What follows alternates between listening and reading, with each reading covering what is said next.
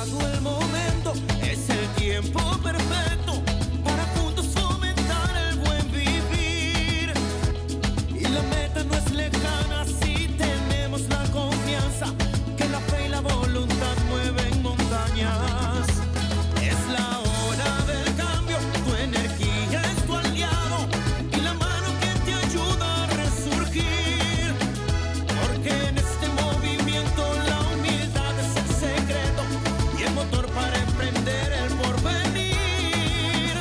Movimiento nacional por la esperanza. Toda meta es visible, toda meta se alcanza. Movimiento nacional por la esperanza. El futuro sí es posible, no perdamos la confianza.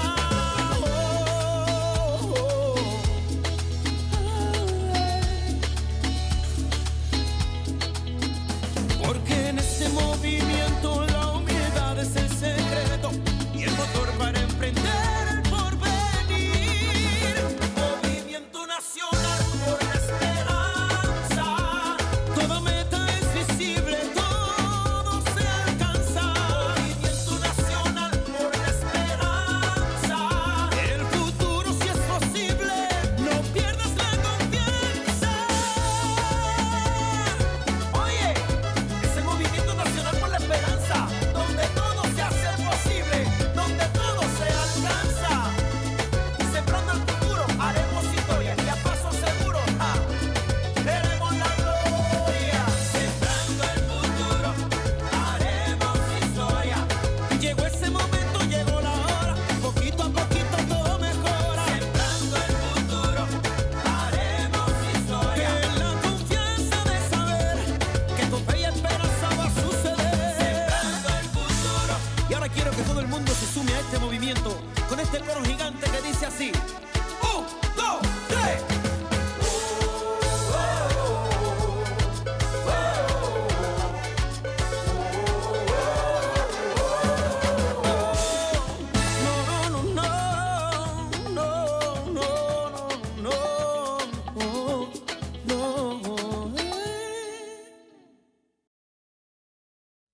Compañeras y compañeros, Movimiento Nacional por la Esperanza te quiere invitar a formar parte de esta gran comunidad digital, en donde compartimos las asambleas virtuales semanales, así como el panorama político-electoral nacional e internacional.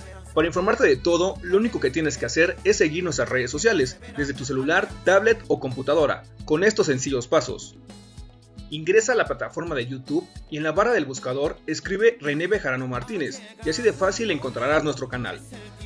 Una vez ahí, solo tienes que dar clic en el botón rojo que dice suscribirse y listo, ya eres parte de esta comunidad.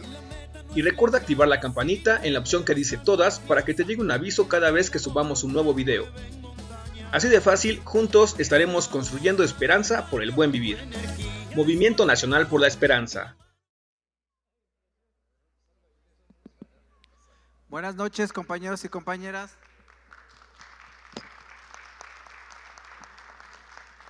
Si gustan ir tomando asiento para dar inicio a nuestra asamblea semanal del Movimiento Nacional por la Esperanza. Nos acompañan aquí en el presidium de la Alcaldía Tlalpan el compañero Carlos Nieto. También de la Alcaldía Tlalpan el compañero Daniel Espinosa. Del municipio de Apizaco en el estado de Tlaxcala el compañero Baldomero Galaviz. También del estado de Tlaxcala, nuestra compañera Rosa María Morales Villarreal. Nos acompaña nuestra compañera de Asuntos Internacionales, Itzel Ortega. Nos acompaña nuestra compañera joven, Mariana Cruz Mora. Nos acompaña desde Jalisco el compañero Salvador Zaragoza. Y como cada 8 días, nuestro dirigente nacional, el profesor René Bejarano Martínez. Para iniciar con nuestra ronda de participaciones, le vamos a ceder el micrófono a nuestro compañero Carlos Nieto, quien hoy nos hablará sobre el estado de Coahuila. Adelante. Sí, gracias. Hola, muy buenas noches a todos. Les vamos a platicar hoy sobre el estado de Coahuila para conocer un poquito más de nuestra República Mexicana. Bueno, este estado se localiza en la región noroeste de la República Mexicana. Su nombre oficial es Estado Libre y Soberano de Coahuila de Zaragoza, en honor justamente al general Ignacio Zaragoza, que fue nacido en esa entidad y bueno, es un héroe en la batalla de Puebla, que acaba de pasar el 5 de mayo, el 161 aniversario.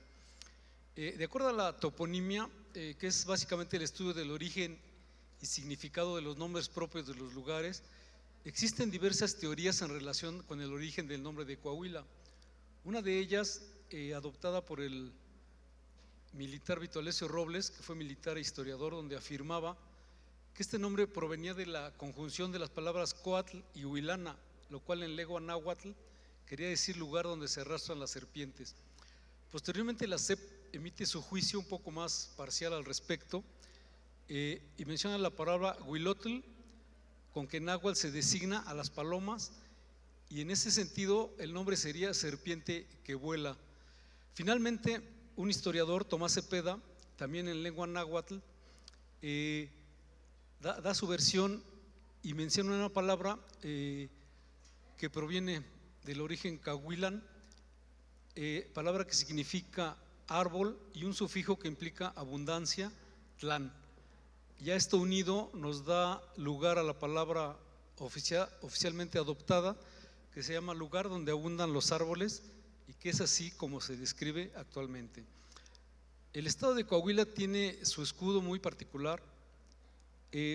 A iniciativa de Vito Alessio Robles, en 1942 surge este escudo, y bueno, ahí se ve que hay ascendencia española. En la parte izquierda, sobre un campo azul, está un árbol de roble con dos lobos al lado, y ahí esto hace referencia a que una porción del sur de este territorio perteneció a la antigua provincia de Nueva Vizcaya, España. En la parte derecha viene un león apoyado sobre una columna, sobre un campo de oro en el cual existe una banderola que dice Plus Ultra. Esto es una remembranza de igual manera a una porción del norte del estado que perteneció a la antigua provincia de Nueva Extremadura. En la parte baja, igualmente sobre un campo azul, existe un río bordeado, un bosque de nogal con un sol naciente por encima del follaje. Este río se trata del río Monclova, en cuya ribera se fundó la población de ese mismo nombre, misma que durante muchos años fue capital del estado de Coahuila. Un poco sobre la demografía del estado. La extensión territorial es de más de 151,000 kilómetros cuadrados. Esto es más o menos como casi 7 veces el Estado de México. Este estado es el tercero más extenso del país, donde el primero es Chihuahua y el segundo es Sonora. Y aquí si recordamos un poco la extensión del Estado de México, bueno, son 22,500 kilómetros cuadrados, es decir, Coahuila, bueno, es, pero de verdad, enorme. En la parte de los habitantes, de acuerdo al censo del año 2020, hay 3,146,000 habitantes. De igual manera, casi más de 5 veces, sería 5 veces los habitantes del Estado de México. En el Estado de México hay 16 millones y hay, bueno, casi la quinta parte en Coahuila, o sea, muy poco estado, pocos habitantes. La cantidad de hombres y mujeres es muy similar, arriba de 1,5 millones, y esto ocupa el lugar número 15 a nivel nacional por número de habitantes. La aportación de Coahuila al PIB nacional es del 3,4% de acuerdo a datos del INEGI. Y bueno, la colindancia de este estado colinda al norte con el río Bravo, que lo separa de los Estados Unidos, al sur con Zacatecas y San Luis Potosí, en la parte este con Nuevo León, al oeste con Durango y Chihuahua.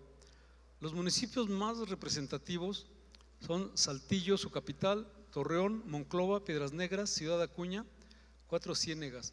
En el estado de Coahuila existen 38 municipios, igual por su población. Si lo comparamos con el Estado de México, que hay 125, bueno, sí, pues vamos, pues es bastante la diferencia. Aquí vemos el mapa de Coahuila, donde se ve, bueno, la parte norte, la zona fronteriza con Estados Unidos, y en el país los otros estados fronterizos, que son Chihuahua, Durango, Nuevo León, Zacatecas, San Luis Potosí, que ya los habíamos comentado. En la parte de la industria, este estado de Coahuila, Saltillo como su capital y ciudad más poblada. Aquí en Saltillo la vida agrícola se fue transformando muy rápido hacia la actividad industrial. De pronto las enormes huertas desaparecieron y la industria actualmente domina el paisaje. Hubo una explosión industrial en los 70s y 80s con la llegada de las industrias armadoras de automóviles, básicamente General Motors y Chrysler, y desde aquellos años Saltillo y su zona metropolitana, Ramos Arizpe y Arteaga, son conocidas como la Detroit de México. Aquí la nota adicional es que al año 2021 existió un récord histórico en el mercado industrial con un crecimiento del 11% con respecto al año anterior. Y para los 9 meses del año 2021, la inversión extranjera directa se incrementó en 1.086 millones de dólares, algo así como un 28% mayor al año anterior. Y aquí, bueno, no es un secreto que el mercado automotriz es el motor de la inversión. El estado de Torreón también es importante, forma parte de la comarca lagunera al suroeste del estado y básicamente sus principales actividades económicas son la industria de la transformación, comercio y servicios, construcción más agricultura. Se produce algodón, maíz, trigo, frijol, cártamo, forrajes, vid, nogal, melón y sandía. Y bueno, ¿qué quiere decir o a qué nos referimos cuando hablamos de industria de transformación? Básicamente es un proceso industrial donde las materias primas se convierten en un bien o un producto terminado destinado al consumo. Y bueno, ejemplos de industria de transformación son los bienes durables, hablando de transporte, mecánica, construcción civil, bienes intermedios como papel, madera o plástico y bienes no durables como perfumería, vestuario y alimentación.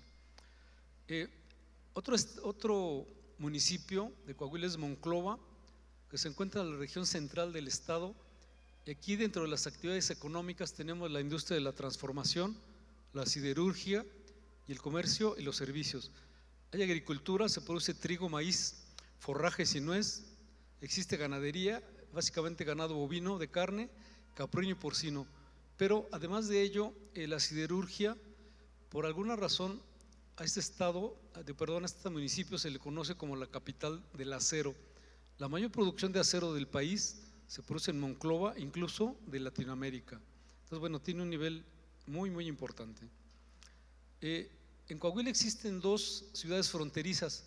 Una de ellas es Piedras Negras, que se ubica frente a la ciudad de Eagle Pass, Texas, de Estados Unidos, y a orilla del río Bravo.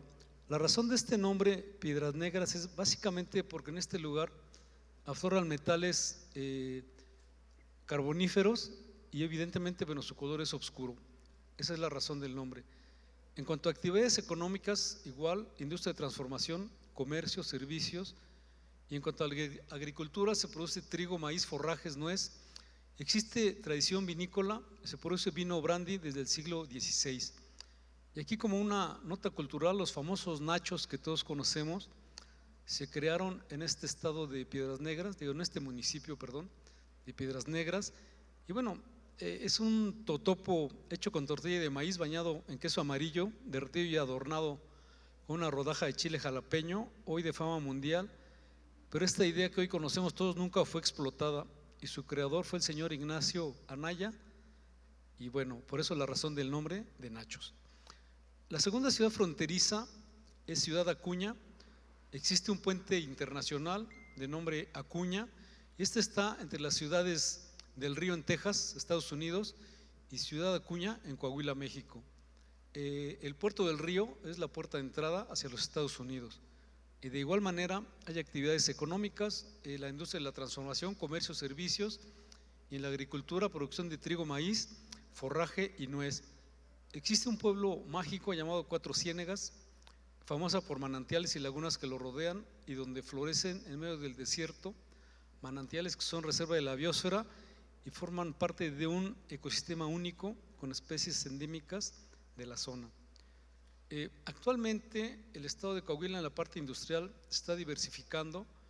Hay llegada de empresas básicamente farmacéuticas de artículos electrodomésticos, y esto lo que implica es una mayor inversión extranjera directa al estado de Coahuila por la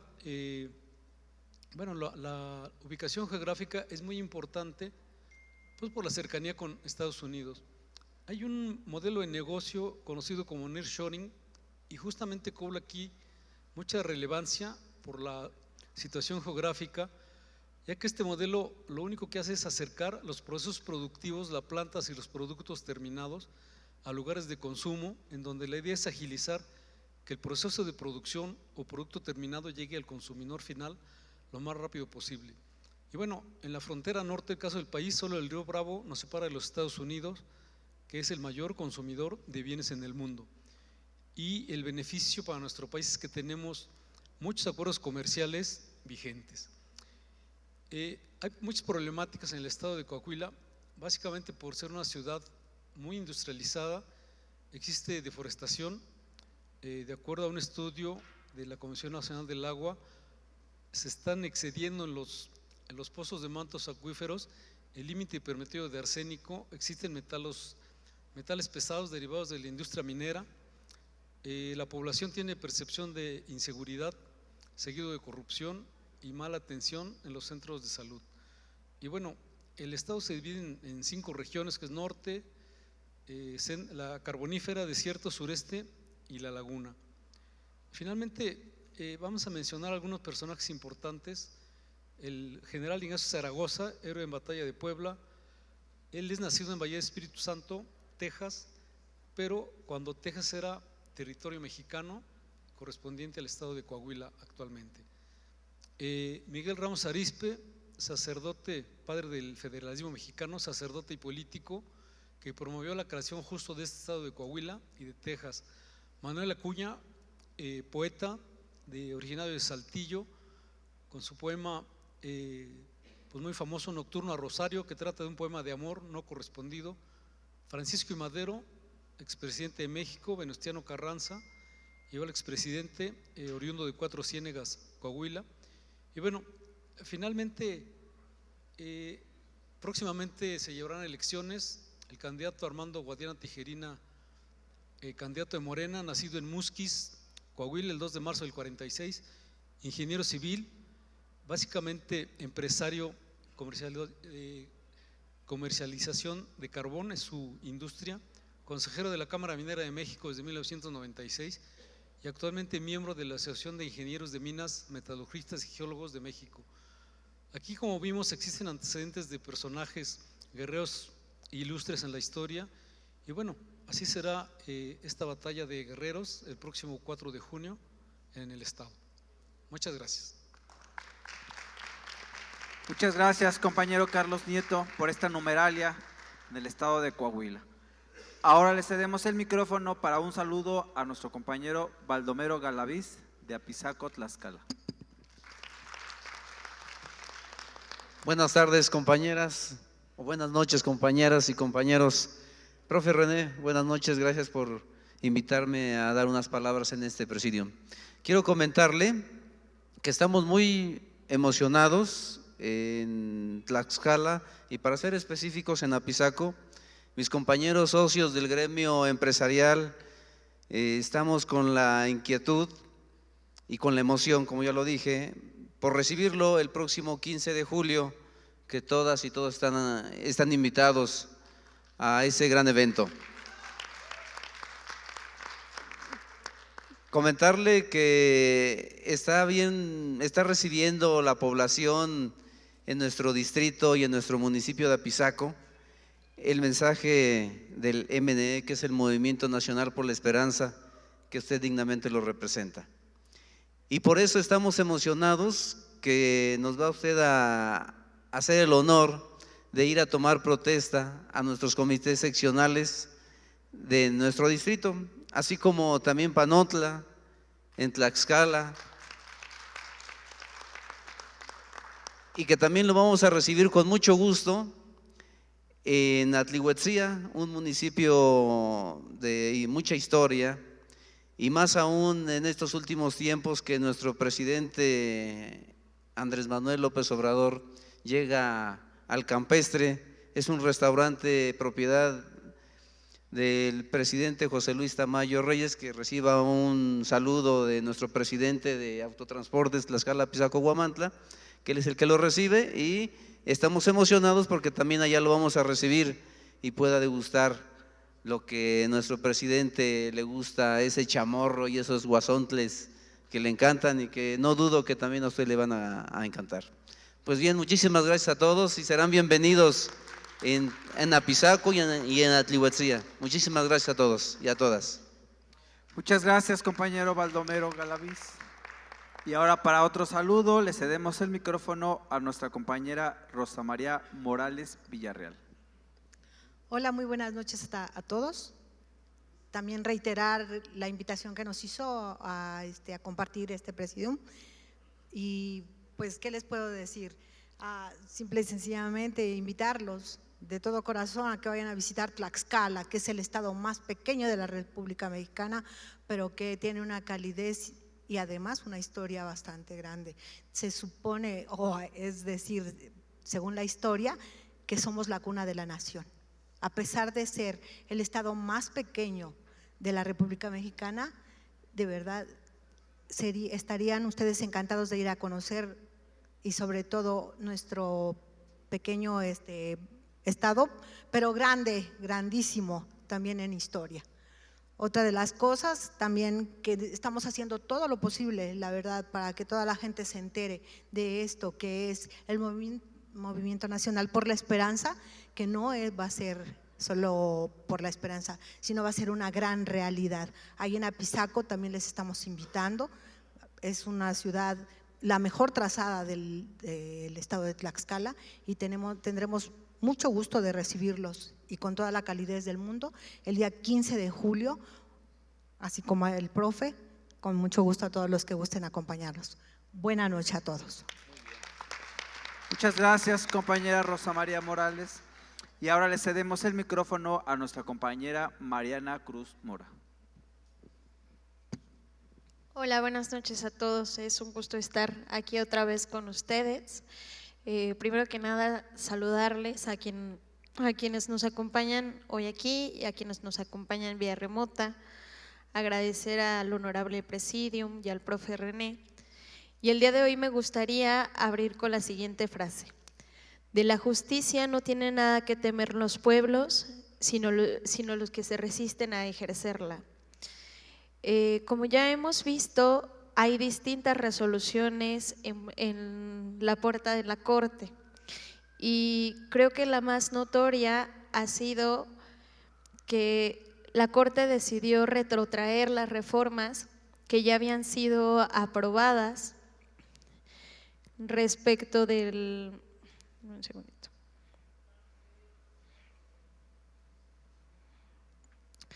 Respecto de las iniciativas presentadas del plan B y lo que hoy vamos a llamar el plan C, que parecería un plan de emergencia ante la resolución de la Corte, y en más de una ocasión hemos escuchado decir que la forma es fondo. Indudablemente, en los procesos judiciales y por supuesto legislativos, el procedimiento también puede ser parte del fondo. Pero, ¿qué pasa cuando termina volviéndose una cuestión administrativa, un motivo para retrasar las reformas que ya han venido trabajándose desde hace tiempo? ¿Qué pasa entonces cuando dos derechos se ven contrapuestos? Es decir, un derecho procesal y uno que puede ser político e incluso social. Es difícil ponderar un derecho sobre otro cuando una firme realidad es que se debe de ver por las garantías que tengan en cuenta la legitimidad y que se respalde no solamente la forma sino el fondo. La Suprema Corte lo que nos está diciendo es que no pretende atacar el fondo sobre el plan B, sino simplemente la forma, es decir, que no fue presentado en tiempo. Las desavenencias o desventajas del derecho y por supuesto de cómo puede ser manejable el derecho, y por eso empecé con esta frase de José Martí, es que el derecho o la aplicabilidad del derecho no siempre tiene que ser justa. Cuando la norma es completamente rígida, a veces lo que puede ocurrir es que se utiliza a conveniencia.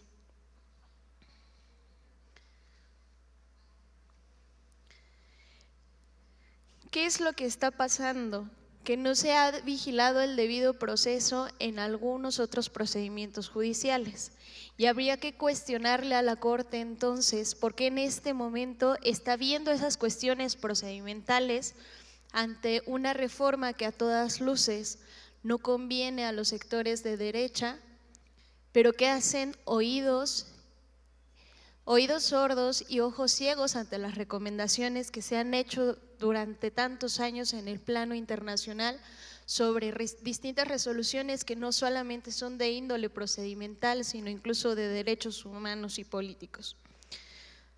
Todo lo anterior para recordar este fallo y que en general estas responsabilidades administrativas o procedimentales en las que se incurre el Plan B están dejando de lado todo lo que implicaría un avance en materia electoral. Lo anterior es respaldado en el artículo 71 y 72 de nuestra Constitución Política, que sería muy amplio comenzar a desglosarlo, pero básicamente es sobre el procedimiento que debe tener una ley para ser no impuesta, sino propuesta por el Poder Ejecutivo.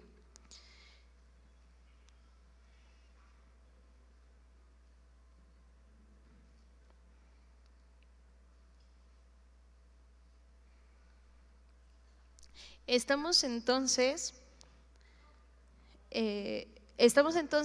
ante unos poderes completamente corruptos o que han evidenciado que el Estado de Derecho se está resquebrajando. Muchos están hablando del Plan C, diciendo que se retomará la estrategia del expresidente Zedillo y diciendo que esto, por supuesto, atenta contra la soberanía y el equilibrio de los poderes. Pero en aras de esta misma reforma en la que nos están invitando a ver la forma, además del fondo, tal vez sería una buena oportunidad para revisar todos y cada uno de los procedimientos, pero también para observar que las resoluciones emitidas por la Suprema Corte de Justicia, buenas o malas, no obedecen a la falta de pericia o preparación de nuestros ministros, sino que no existe una empatía con las resoluciones que a veces se realizan a favor o en contra de los derechos civiles, políticos, humanos y procesales. Es entonces que el Poder Judicial se ha vuelto un método para vigilar y castigar e incluso entorpecer a aquel que rompe con el molde tradicionalista. La anterior sentencia es emitida justamente a un año de que el presidente de la República, Andrés Manuel López Obrador, haya recibido el reconocimiento que hace alusión al poeta revolucionario José Martí. Recordemos que es justamente a Martí a quien le costó por sus ideas el exilio cubano y fue probablemente la injusticia la que lo llevaría a estudiar Derecho, sin que esto le impidiera seguir sensibilizando sus letras y por supuesto la política que aplicaba. Admitir que existen errores procedimentales y corregir sin duda es fundamental, pero renovar para dar celeridad y acceso a la justicia y a la legislación es algo que ya no puede evitarse. Muchas gracias. Muchas gracias, compañera Mariana, por esta reflexión. Ahora le cedemos el micrófono a nuestro compañero Salvador Zaragoza. Buenas noches, compañeros. Un saludo desde Jalisco.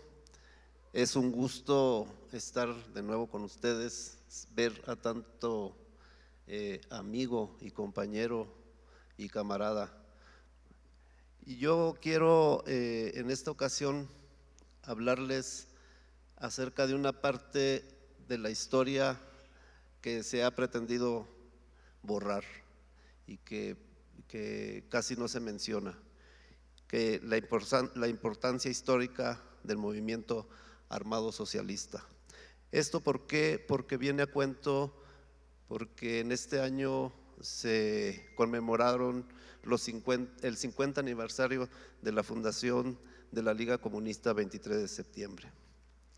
Este movimiento, recordemos que surge de una necesidad de enfrentar al autoritarismo y cerrazón de un régimen sordo ante los reclamos de democracia y justicia social, nunca de un capricho por acceder al poder. Luego de las brutales represiones a los movimientos estudiantiles del 68 y el 71 del siglo pasado, movimientos que tuvieron su germen en los movimientos ferrocarrileros de médicos y maestros y la lucha campesina contra el despojo de tierras, deviniendo en esta lucha por la democracia y los derechos fundamentales que nos garantizaba nuestra Constitución.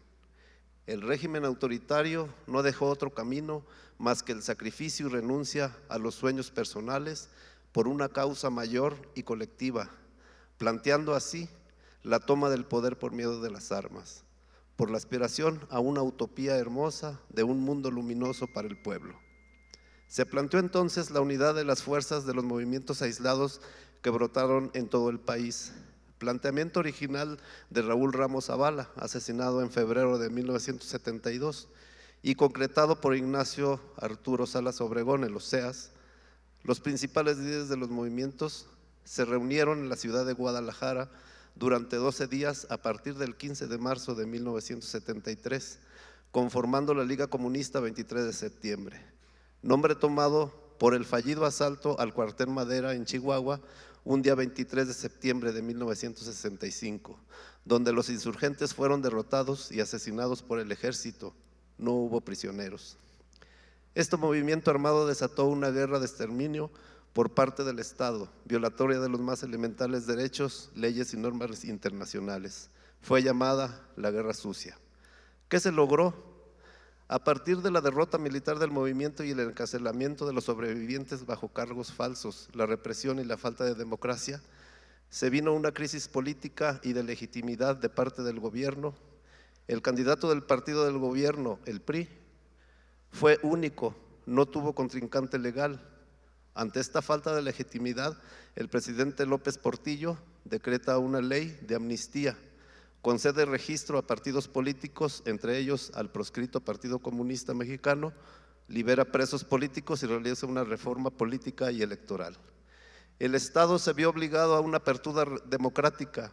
Por su parte, los movimientos, organizaciones y partidos de izquierda buscaron un esfuerzo de unidad y organización, dando como resultado un partido representativo de la izquierda, el Partido Socialista Unificado de México, con el registro cedido por el PCM.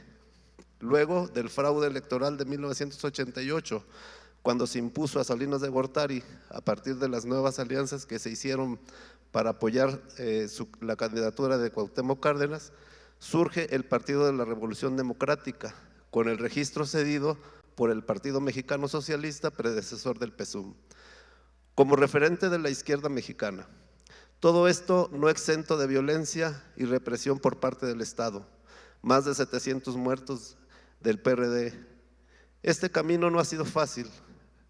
La estrategia por darnos un gobierno verdaderamente democrático y para rescatar la institucionalidad del Estado nos ha llevado a seguir ahora bajo el liderazgo de Andrés Manuel López Obrador en esta lucha que ha conseguido la realidad que vivimos ahora. Nos dimos este gobierno que con sus limitaciones busca hacer justicia, un gobierno socialdemócrata sí, pero para eso alcanzó. Los procesos sociales e históricos son largos, llevan años. En la medida de nuestras ya mermadas fuerzas debemos continuar y ahondar esta transformación para preparar para las nuevas generaciones el camino a esta nueva revolución, que ciertamente no es la que soñaron los jóvenes de aquel entonces, es la de ellos, las de ahora, la del futuro que ya está aquí. Con ellos, con estos jóvenes, hablemos de esta historia que vivimos para que con esa base ellos construyan la propia. Esa es la importancia de esta lucha y para eso alcanzó, para sentar las bases de esta revolución en ciernes que ya no es la nuestra, es la de la siguiente generación. Nosotros sembramos futuro, la cosecha les corresponde a nuestros hijos. Gracias. Muchas gracias, compañero Salvador Zaragoza, por compartirnos esta reflexión. Ahora le cedemos el micrófono para temas internacionales a nuestra compañera Itzel Ortega. Gracias. Hola, queridos compañeros y compañeras, muy buenas noches. Pues después del emotivo mensaje, muchas gracias. Justo quiero compartirles que el día domingo pues se llevó a cabo una elección en Chile. Se decidió quiénes eran o quiénes son los miembros que van a integrar el Consejo Constitucional de Chile, es decir, las personas que tendrán la encomienda de redactar esta nueva constitución de aquel país para que reemplace la actual. La constitución actual, recuerden, fue hecha en el año de 1980, justamente bajo el régimen del exdictador Pinochet. Entonces, este cambio, pues según lo establece la misma Carta de Procedimientos, tiene que conformarse de 50 integrantes que están distribuidos por los partidos políticos, totalmente paritario, es decir, 25 mujeres, 25 hombres, además de un representante indígena. Entonces quedan 51 personas que integrarán este consejo.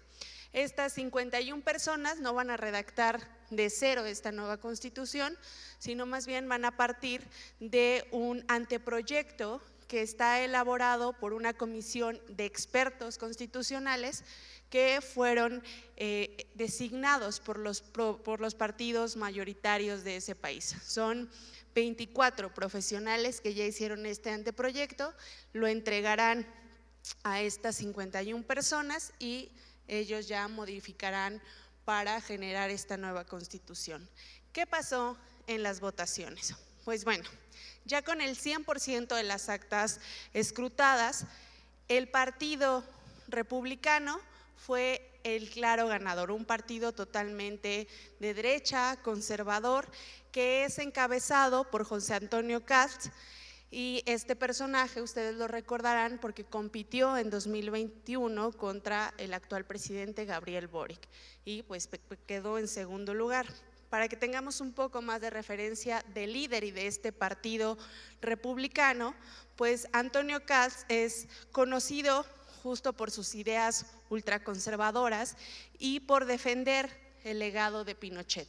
Defiende las acciones, los pensamientos, pero no solo eso, sino que también es muy criticado porque retoma muchos de los argumentos de Pinochet sobre las mujeres, sobre las personas trans, en fin, como todo el tema de minorías y con acciones muy discriminatorias y contrarias a los derechos humanos. Este partido, el Partido Republicano, obtuvo 35% de los votos, lo que equivale a 23 escaños, 23 de los 51. En segundo lugar, o en la segunda posición, quedó la coalición de izquierda que encabeza el actual presidente de izquierda, Gabriel Boric, la Unidad para Chile. Esta unidad de izquierda obtuvo el 28% de los votos, lo que se traduce en 16 consejeros. El tercer puesto lo aseguró la agrupación también de derecha que se llama Chile Seguro y obtuvo 21.5% de los votos y esto le da 11 consejeros.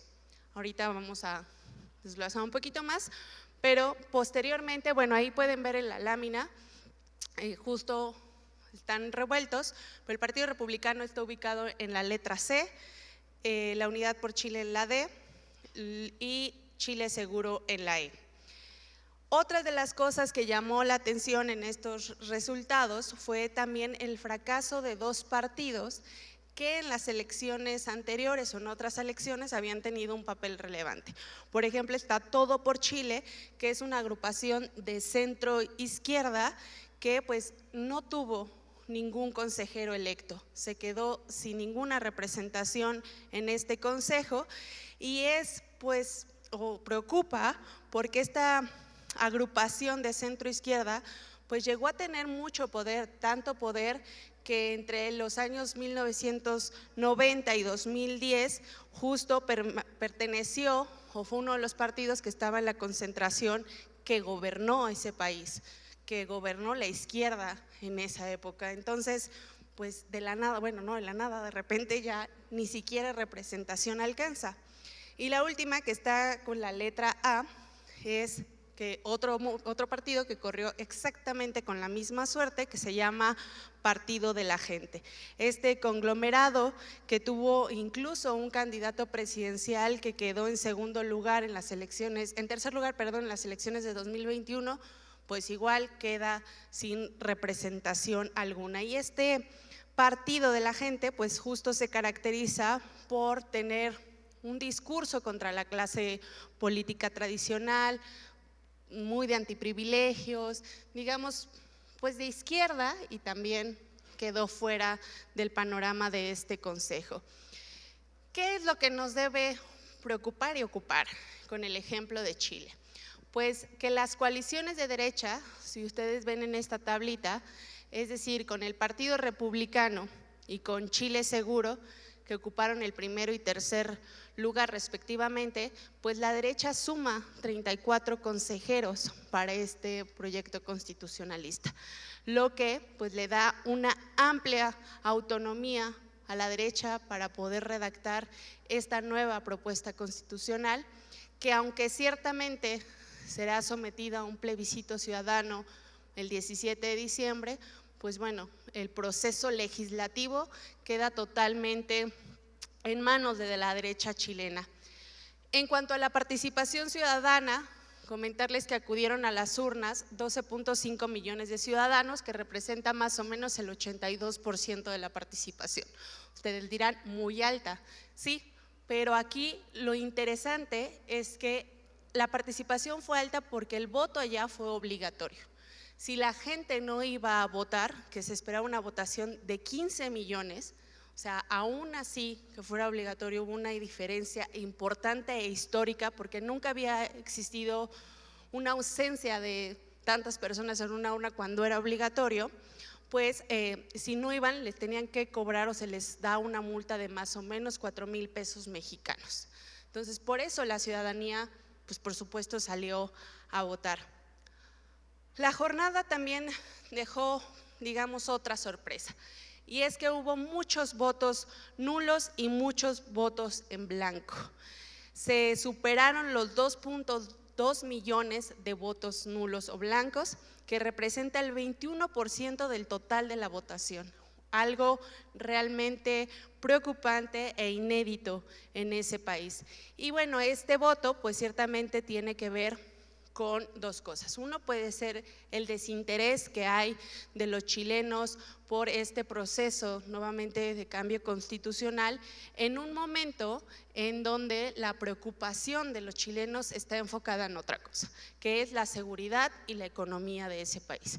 Puede ser, habría que analizar, o bien la otra opción, pues que es un voto de castigo al gobierno de Gabriel Boric, al gobierno de izquierda que está encabezando ahorita ese país.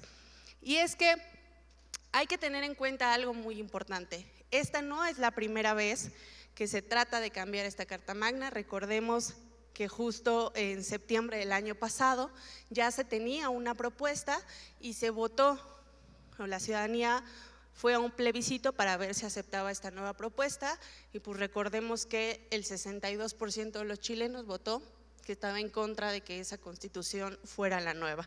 Entonces este ha sido un proceso ciertamente largo, pero aquí lo triste es que esa constitución que ya se votó en septiembre del año pasado, pues había sido un texto constitucional redactado por un comité que estaba representado por la izquierda de Chile y por muchos independientes. Y esa constitución realmente era una constitución innovadora y progresista. Y pues bueno, ya no pudimos pasarla, se quedó ahí.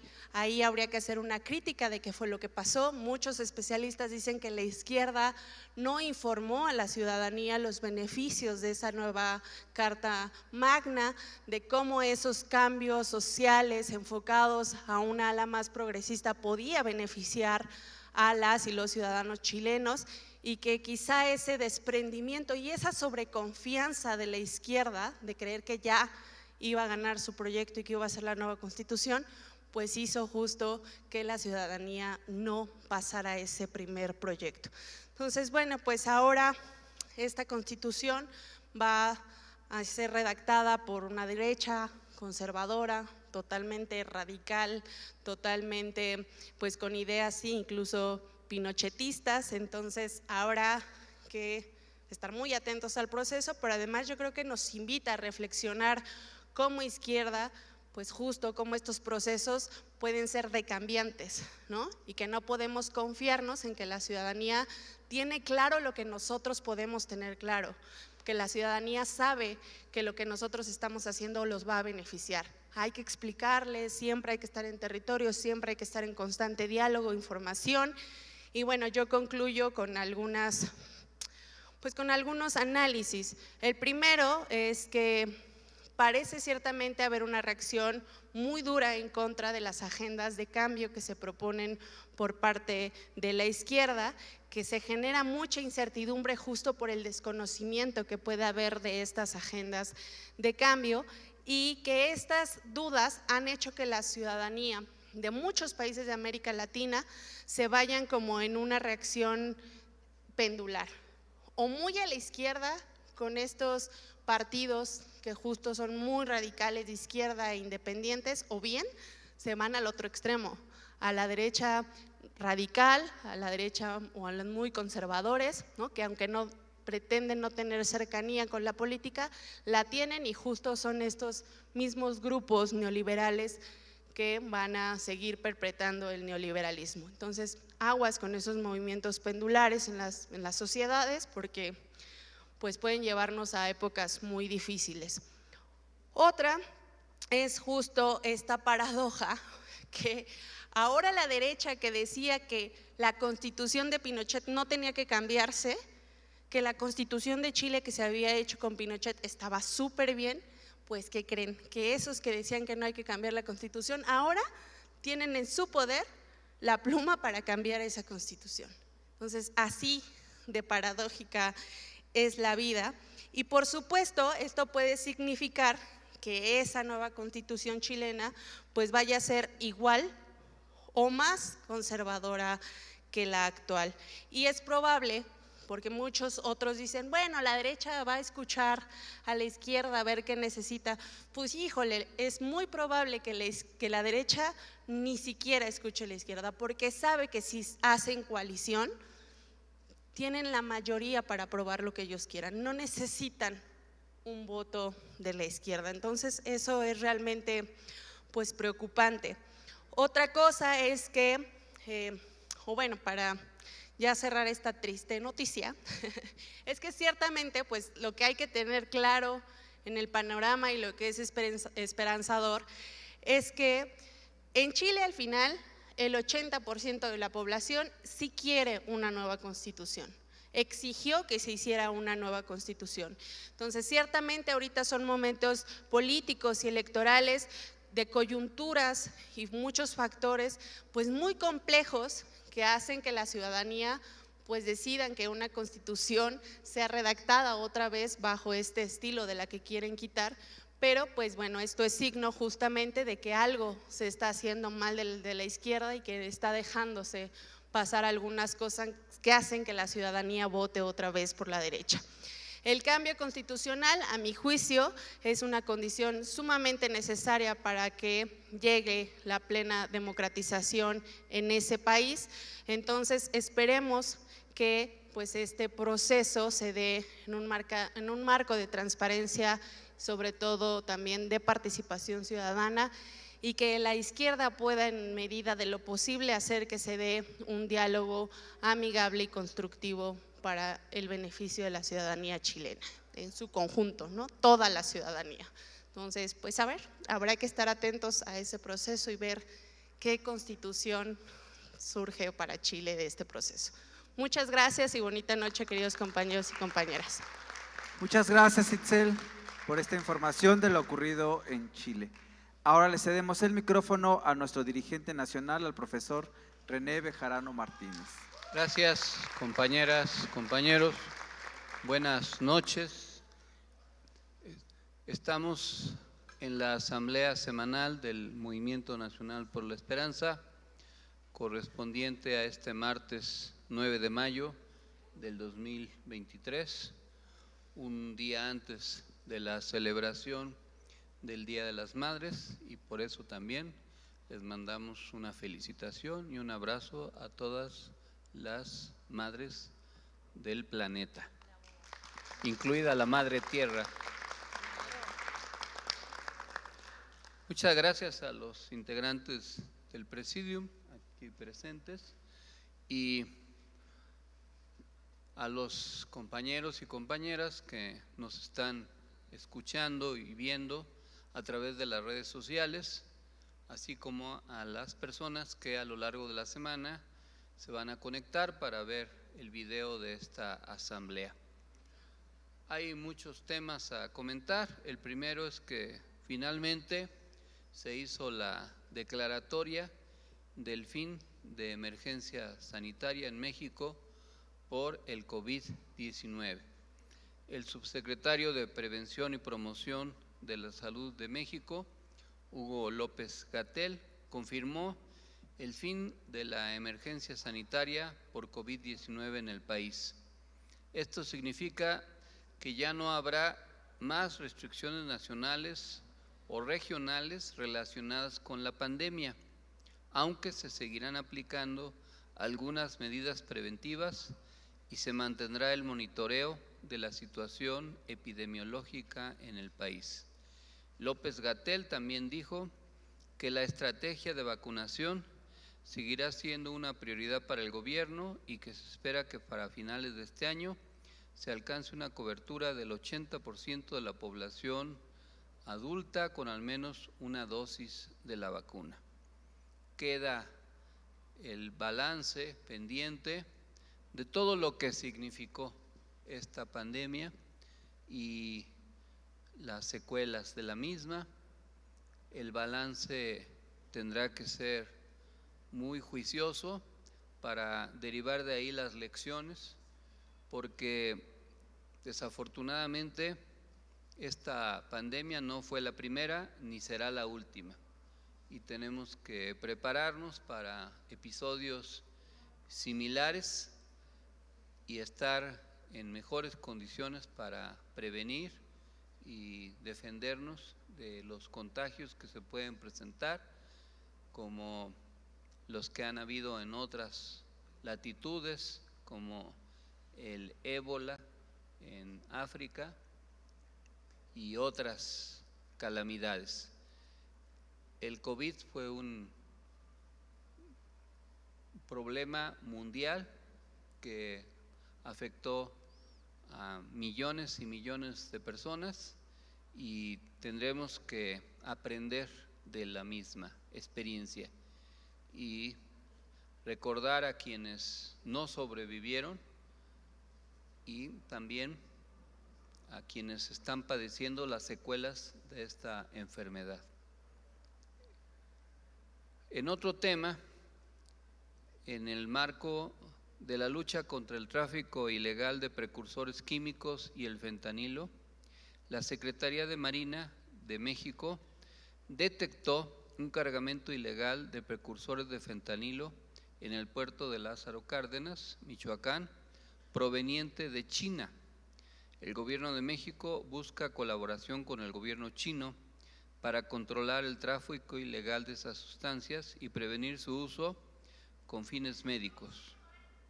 Al mismo tiempo, la Secretaría de Marina negó la veracidad del video elaborado por Sky News y Channel 4 News, que muestra supuestos laboratorios de fentanilo en México, destacando inconsistencias en el material presentado. Hay que recordar también que China negó que desde su país se exportaran los precursores, y lo que el gobierno mexicano logró demostrar es que sí existe un tráfico de precursores desde China y que esto a su vez repercute en nuestro país y en otros países, particularmente en Estados Unidos.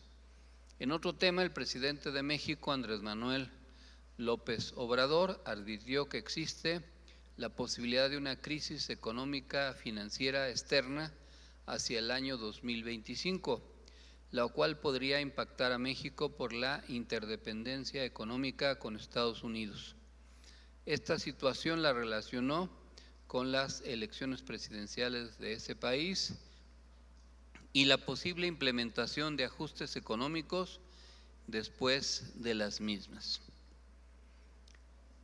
En otro tema, en el Diario Oficial de la Federación se publicó un acuerdo aprobado por los comisionados del Instituto Nacional de Transparencia, Acceso a la Información y Protección de Datos Personales, INAI, en marzo, en el que se establece la suspensión de los plazos y términos para la emisión de resoluciones, mientras el Pleno del INAI está impedido para sesionar por falta de quórum. El acuerdo también instruye a la Dirección General de Asuntos Jurídicos del INAI a informar a cualquier autoridad jurisdiccional la imposibilidad del Pleno para sesionar y dar cumplimiento al ordenado en caso de requerirse una nueva resolución o algún acto que requiera la aprobación del Pleno. Por otra parte, la tremenda Corte, como le digo yo, la Suprema Corte de Justicia de la Nación, invalidó la Ley General de Comunicación Social promovida por la administración del expresidente Enrique Peña Nieto, al considerar que otorga al gobierno una enorme discrecionalidad para ejercer su gasto en difusión, lo que atenta contra la libertad de expresión. El Congreso de la Unión deberá ajustar la ley a los criterios del máximo tribunal o derogarla para emitir una nueva. Norma Piña sometió a consulta del Pleno la solicitud de la Consejería Jurídica del Ejecutivo Federal de no resolver la acción de inconstitucionalidad número 29/2023 y sus acumuladas hasta en tanto no se pronuncie sobre otra acción presentada en 2018 en contra del decreto por el que se expide la Ley General de Comunicación Social. Los 11 integrantes, ministras y ministros, determinaron por unanimidad que no es factible atender dicha petición, ya que la impugnación presentada en 2023 se listó con fecha fija para el día lunes, el día de ayer, en términos de la legislación aplicable, toda vez que se ha tramitado con el carácter electoral. El Pleno consideró que el análisis que comenzará el próximo lunes no provocará el dictado de sentencias contradictorias ni afectará los principios de seguridad y certeza jurídica. Por otra parte, como ya mencionó Mariana, la tremenda Corte invalidó la primera parte del Plan B de reforma electoral por supuestas violaciones al proceso legislativo en su aprobación, con 9 votos a favor y 2 en contra.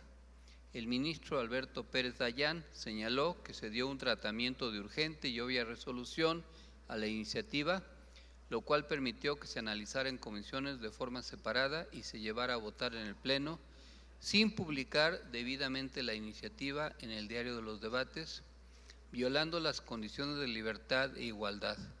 Las ministras que votaron en contra de la propuesta afirmaron que no existieron las violaciones al proceso legislativo que señala el proyecto y que la Corte no puede invalidar una norma aprobada por la mayoría.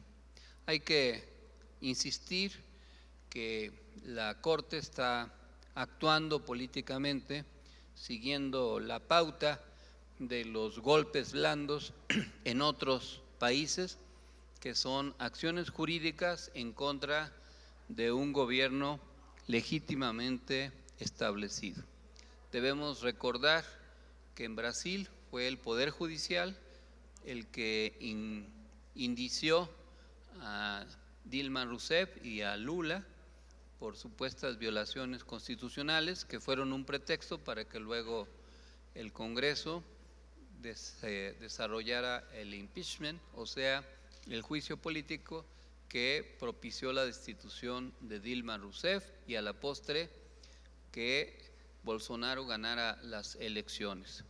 No debemos menospreciar lo que está haciendo la Corte, que está actuando en contra del proyecto de la Cuarta Transformación, que se está convirtiendo en un actor político que vulnera los objetivos de la misma, y que en la Corte pues están muchos asuntos de diverso tipo que tendrán que dirimirse próximamente. El Poder Judicial en México es un poder del viejo régimen vinculado al tráfico de influencias, a la corrupción y a la antidemocracia.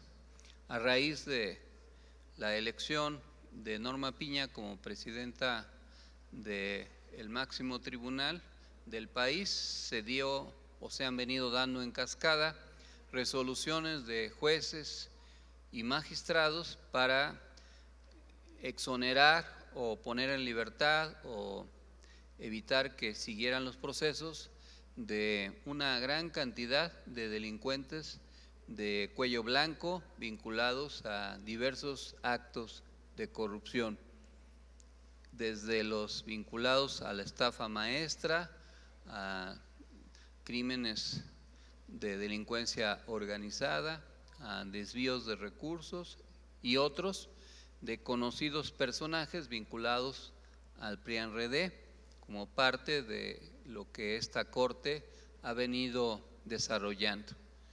Hay que esperar el plan C, pero tendremos que ver si podemos hacer el plan B bis en todo caso.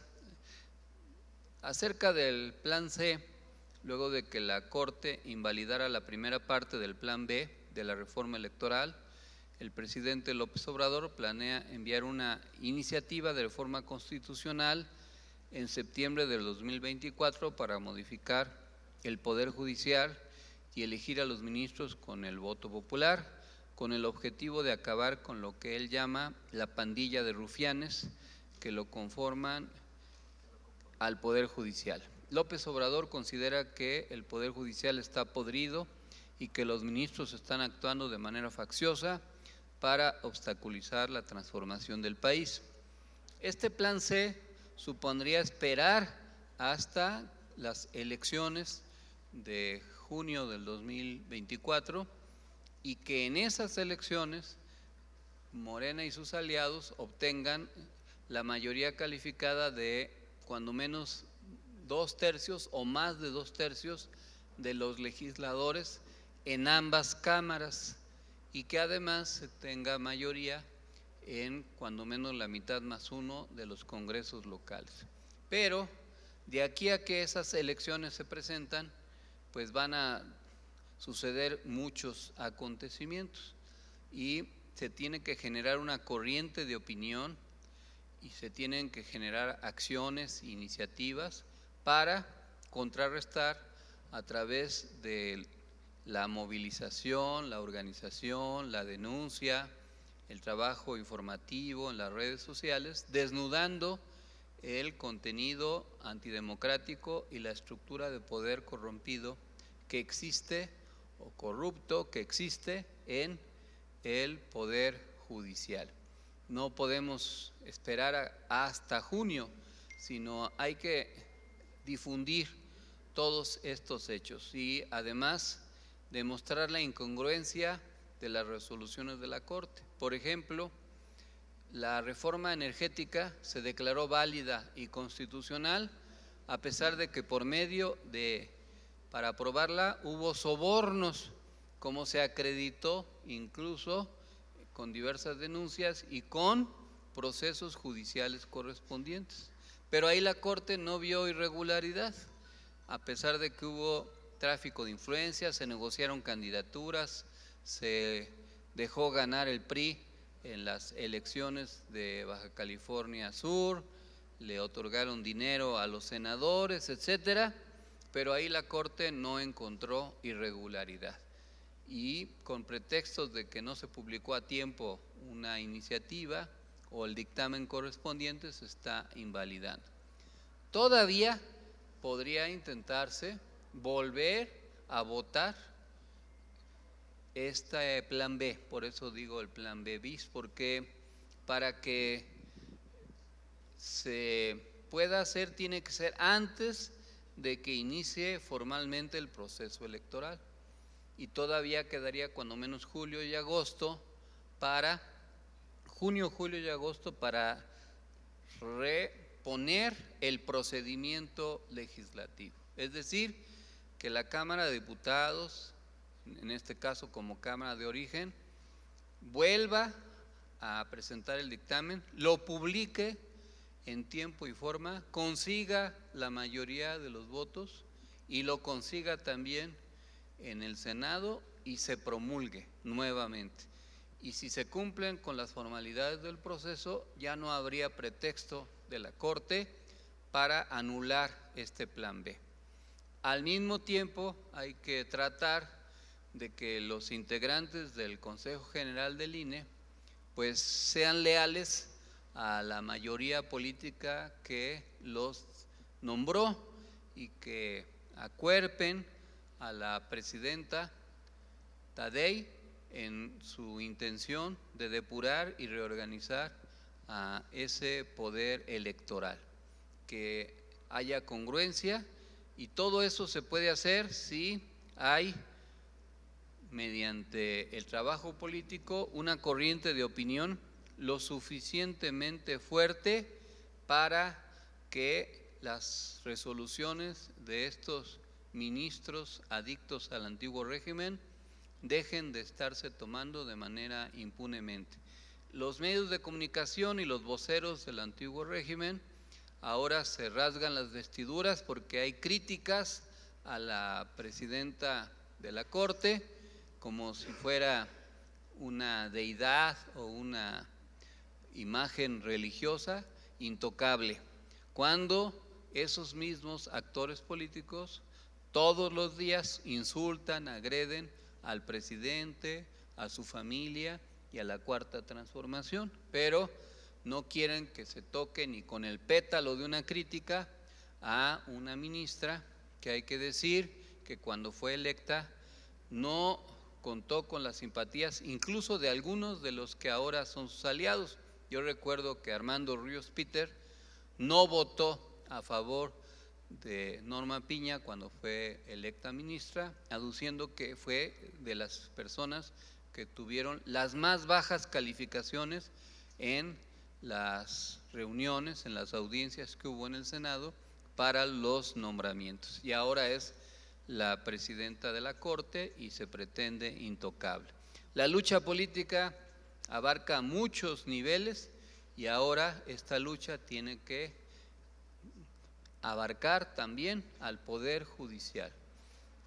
La reforma del Estado debe incluir al Poder Judicial.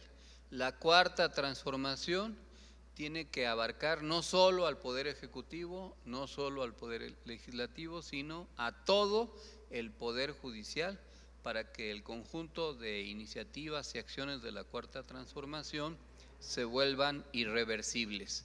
Y eso implica un esfuerzo de organización, de concientización, y también implica un esfuerzo de unidad al interior de las fuerzas progresistas, democráticas y de izquierda. Cuando hay división, desafortunadamente, eso facilita los objetivos de nuestros adversarios. Lo estamos viendo en el caso de las elecciones en Coahuila y el Estado de México. En el Estado de México, donde hubo unidad, no total porque faltó el PANAL, pero se logró la unidad con Morena, el PT y el Verde, y con una buena candidatura, pues todas las encuestas arrojan la posibilidad, sin que eso signifique que haya que confiarse, de que Morena y sus aliados van a lograr el triunfo y que la compañera Delfina va a ser la nueva gobernadora mexiquense. Pero en Coahuila, en donde hay división, en donde el PT va por su lado con Ricardo Mejía, el Verde y Unidad Democrática van con un candidato que se llama Lenín Pérez y Morena va solo con Armando Guadiana, pues eso dificulta ganarle al PRI, al candidato del PRI, Manolo Jiménez.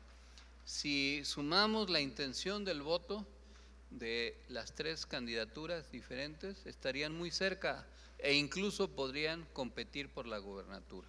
Pero la división pues no asegura que esto vaya a suceder y es una lección que hay que tomar para las elecciones del 2024, sobre todo porque ya Morena recientemente anunció que a mediados de junio va a publicar la convocatoria para el proceso que permitirá definir la candidatura presidencial.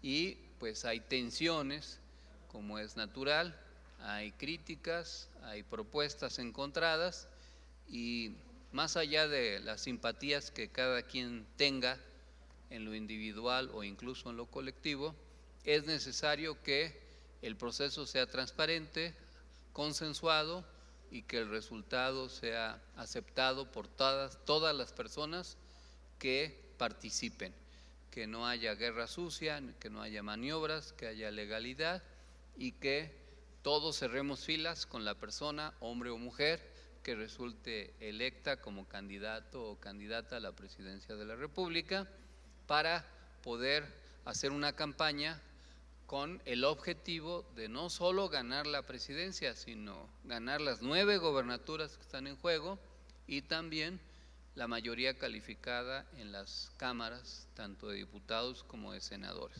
Esta es una tarea política de primera importancia.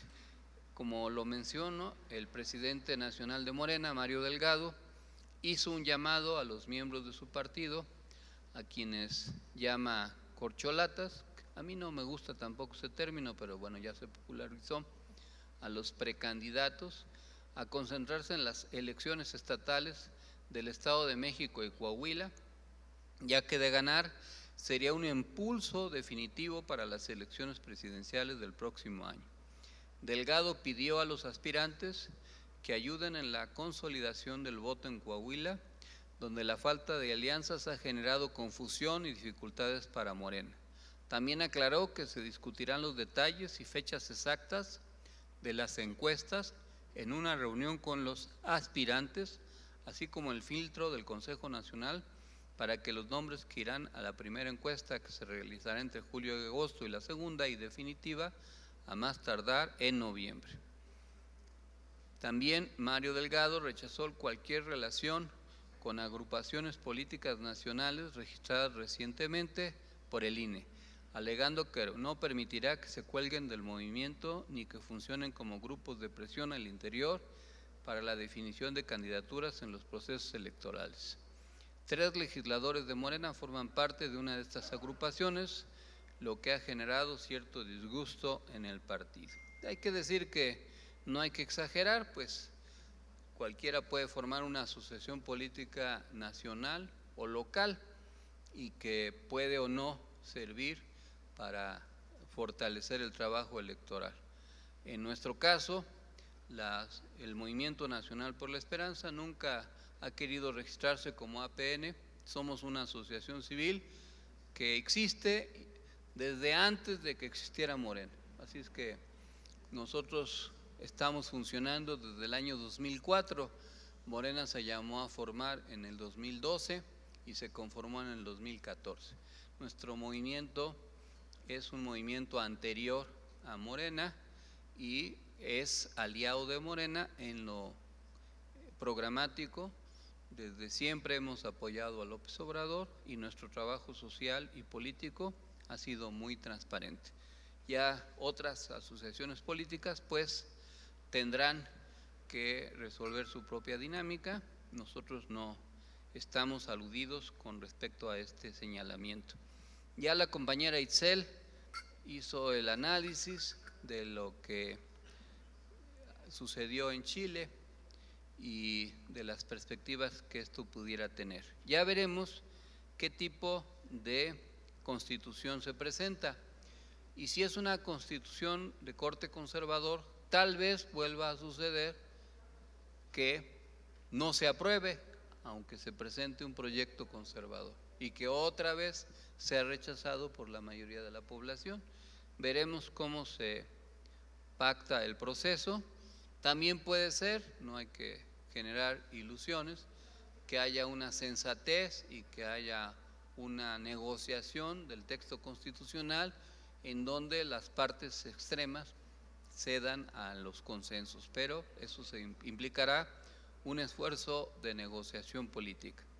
No hay que despreciar a las derechas que, aunque sufren derrotas, se reorganizan, como acaba de suceder en Paraguay, en donde ya se informó hace una semana, pues el resultado del triunfo de la derecha, o como ahora en Chile, en donde a pesar de que hay un presidente de centro izquierda, pues la mayoría votó por los candidatos de la derecha, o como el golpe de Estado que hubo en Perú para deponer a Pedro Castillo, y otros ejemplos de cómo la lucha política no se detiene y no tiene tregua, y México es un ejemplo de que sigue esa lucha política y por eso nosotros no debemos bajar la guardia.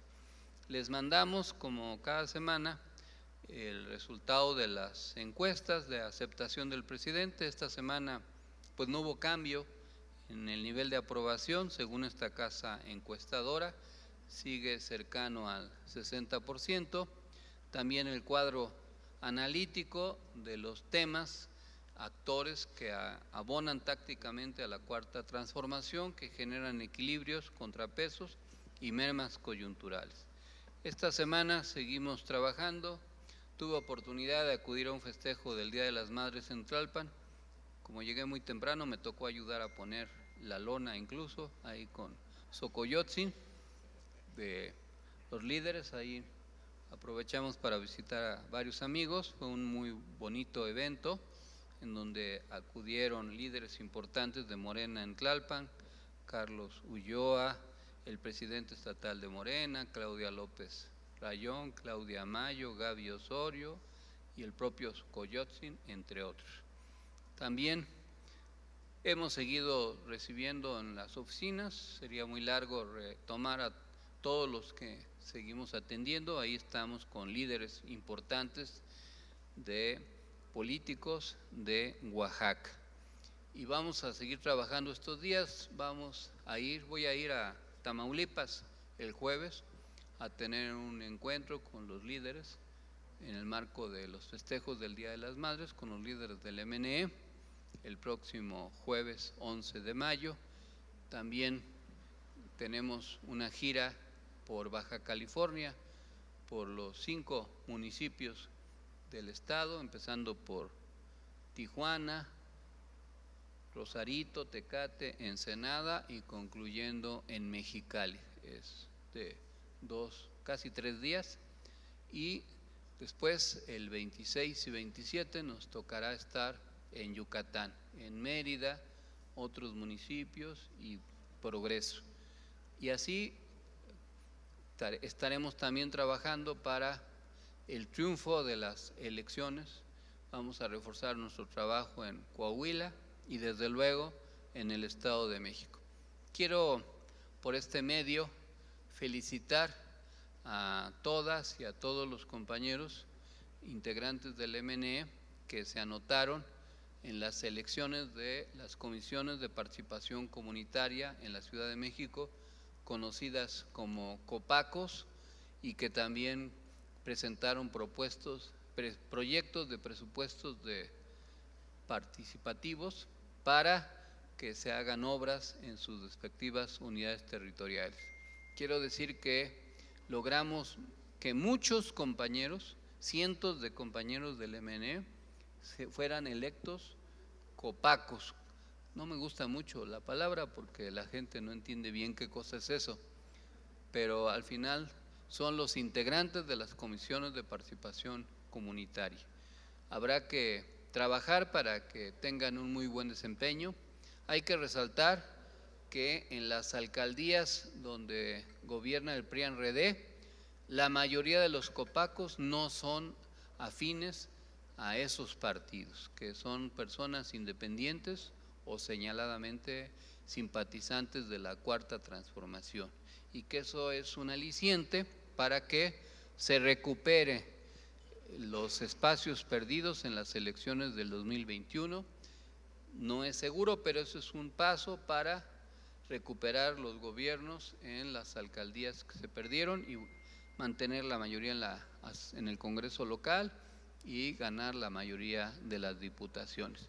Vamos a preparar un encuentro de integrantes de las comisiones de participación comunitaria para felicitarlos y diseñar un plan de trabajo que nos permita asegurar la representación correspondiente. Quiero resaltar de todas las alcaldías en donde nuestros compañeros obtuvieron pues un triunfo, el resultado en la alcaldía Cuauhtémoc, donde a pesar de todo lo que se ha dicho, nuestros compañeros integrantes del MNE, simpatizantes, lograron el triunfo en la mayoría de las unidades territoriales y alrededor de 200 líderes fueron electos como copacos en la alcaldía Cuauhtémoc, lo cual es pues una muestra de la fuerza organizada que se ha tenido desde hace mucho tiempo y hay que seguir teniendo